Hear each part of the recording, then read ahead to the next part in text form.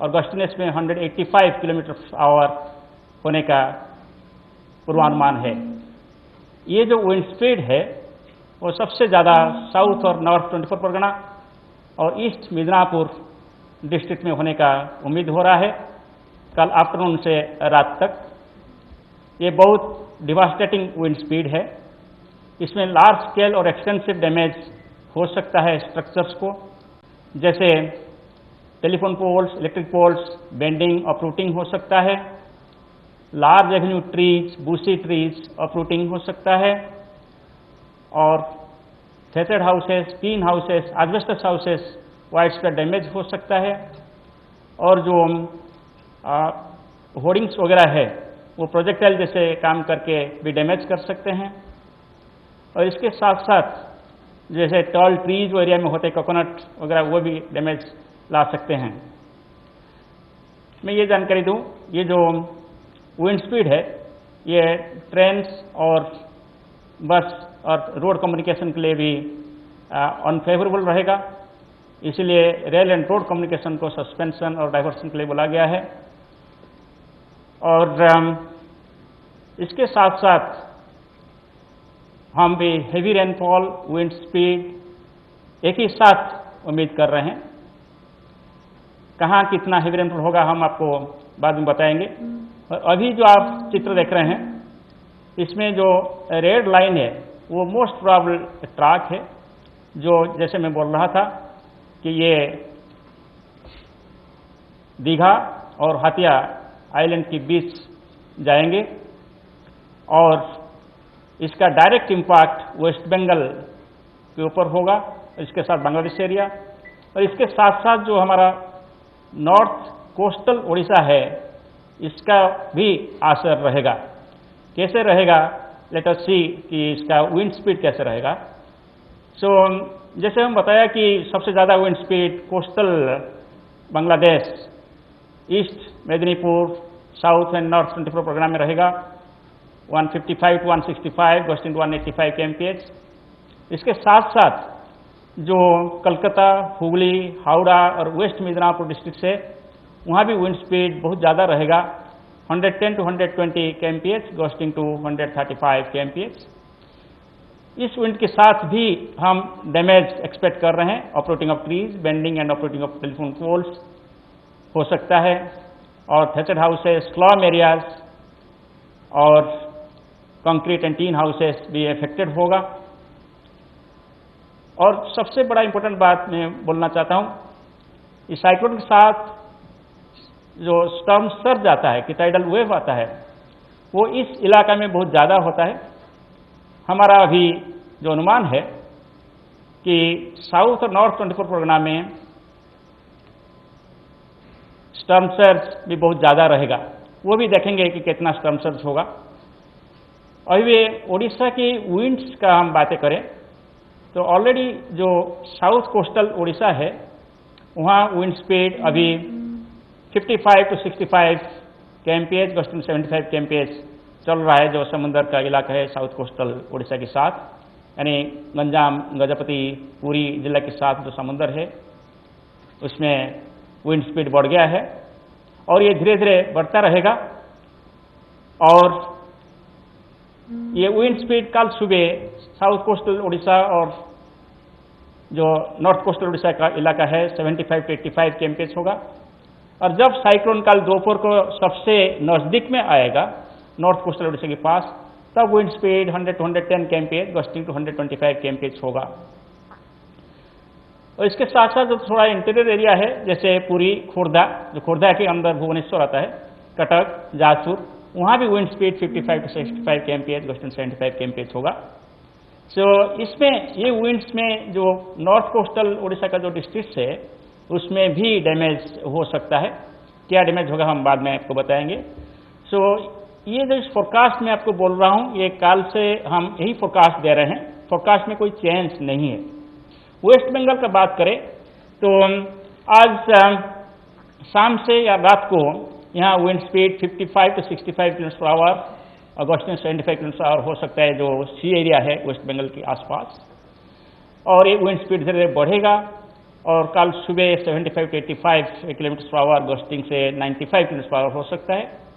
और जब साइक्लोन तट को पार करेगा आफ्टरनून से रात तक, तब 155 to 165 kmph सबसे ज़्यादा, और एक गस्टिंग में 185 kmph हो सकता है। और जो पॉसिबल डिस्ट्रिक्ट्स है south and north 24 Pargana and east Midnapore districts, और कलकत्ता, हुगली, हावड़ा और वेस्ट मिदनापुर डिस्ट्रिक्ट्स में 110 to 120 kmph, gusting to 135 kmph होगा। Next please.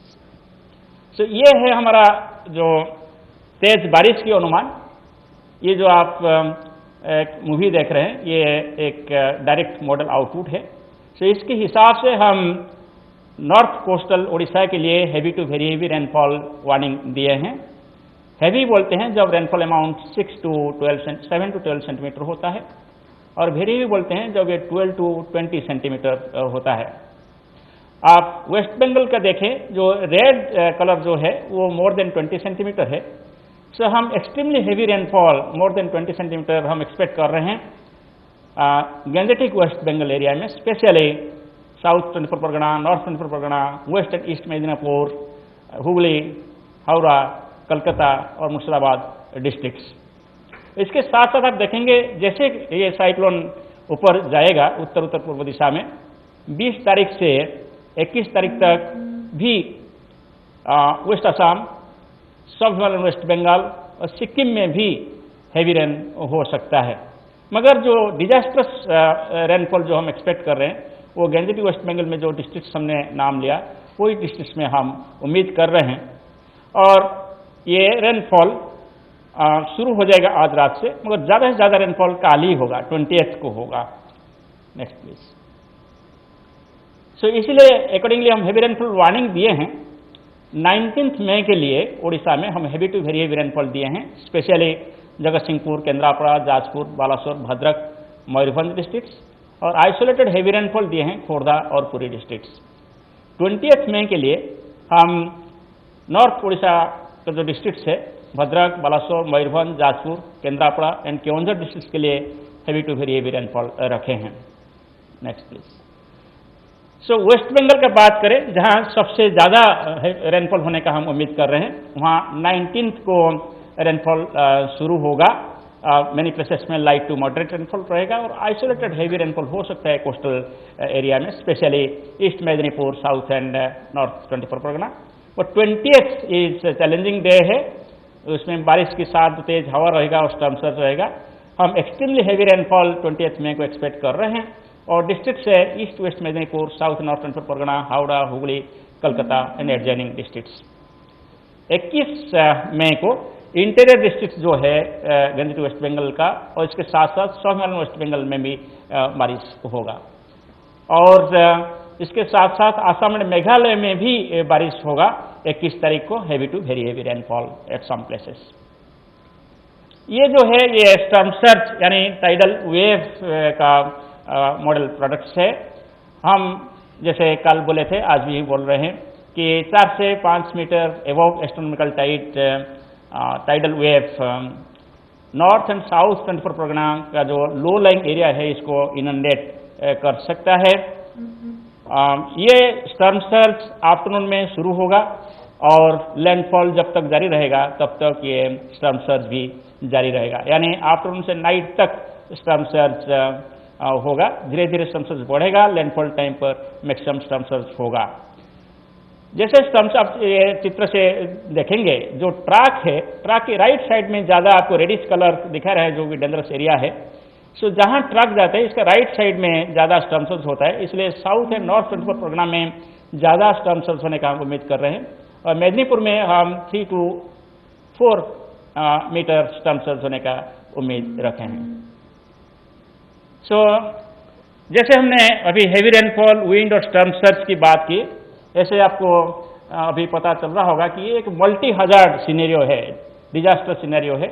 इसके लिए डैमेज जो एक्सपेक्टेड है वो है कि extensive damage to all types of kutcha houses, some damage to old badly managed pucca structures also, and potential threat from flying objects. इसलिए बाहर कोई नहीं होना चाहिए, प्रोजेक्टाइल्स घूमता रहता है ये विंड के साथ। Extensive uprooting of communication power poles, disruption of rail and road links, extensive damage to standing crops, plantations and orchards, blowing down of palm and coconut trees, then uprooting of large bushy trees.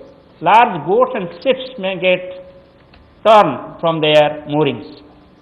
So इसलिए action है कि total suspension of fishing operation, वो boat हो, small या large या ships हो, कुछ भी वो एरिया में नहीं जाना चाहिए नॉर्थ बे ऑफ बंगाल को।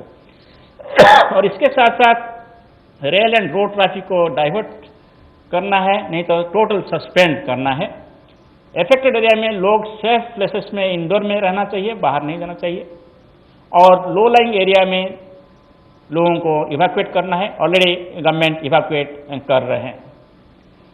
कहीं भी वो एरिया जो है वो एक डेल्टाइक एरिया है, गंगा ब्रह्मपुत्र डेल्टा है, वो वहाँ बहुत सारे रिवर है, रिवराइन एरिया है, इसलिए बहुत सारे लोग रिवर में ट्रैवल करते हैं और बहुत सारे इकोनॉमिक एक्टिविटी जारी होता है। इसलिए हम ये एडवाइस दिए हैं कि कोई भी बोट, स्मॉल शिप्स वगैरह ऑपरेशन नहीं होना चाहिए। अभी हम उड़ीसा की बात करें, जो डिस्ट्रिक्ट्स के लिए हम बोल रहे हैं, जैसे नॉर्थ कोस्टल डिस्ट्रिक्ट्स जगत सिंहपुर, केंद्रापड़ा, भद्रक, जाजपुर, बालासोर, इसमें भी जो विंड स्पीड हम एक्सपेक्ट कर रहे हैं 100 to 110 गस्टिंग टू 125 kmph, इसमें भी डैमेज, एक्सटेंसिव डैमेज हो सकता है कच्चा हाउसेस और बेंडिंग और uprooting of power and communication poles, major damage to kutcha and pucca roads, then minor destruction of railways, overhead power lines and signalic systems, widespread damage to standing crops, plantations, orchards, falling of green coconuts and tearing of palm fronds, ऐसे हो सकता है। और small boats, country crafts, ये भी इसमें affected हो सकते हैं। इसलिए उड़ीसा कोस्ट के पास भी हम फिशिंग ऑपरेशन कंप्लीटली बंद करने के लिए बोले हैं और रेल एंड रोड ट्रैफिक को डाइवर्ट या सस्पेंशन करने के लिए भी हम सुझाव दे रहे हैं। यहाँ भी अफेक्टेड एरिया में लोगों को इवैक्यूएट करना चाहिए, नहीं तो वो सेफ प्लेस में रहना चाहिए और बोट्स वगैरह ऑपरेशन नहीं होना चाहिए। और आपको जानकारी लेकर खुश होंगे कि दोनों ही स्टेट में ये सभी एडवाइस के ऊपर एक्शन लिया जा रहे हैं। इवैक्यूएशन जहाँ जरूरत है इवैक्यूएशन हो रहा है और central government, state government, IMD सभी मिलकर काम कर रहे हैं।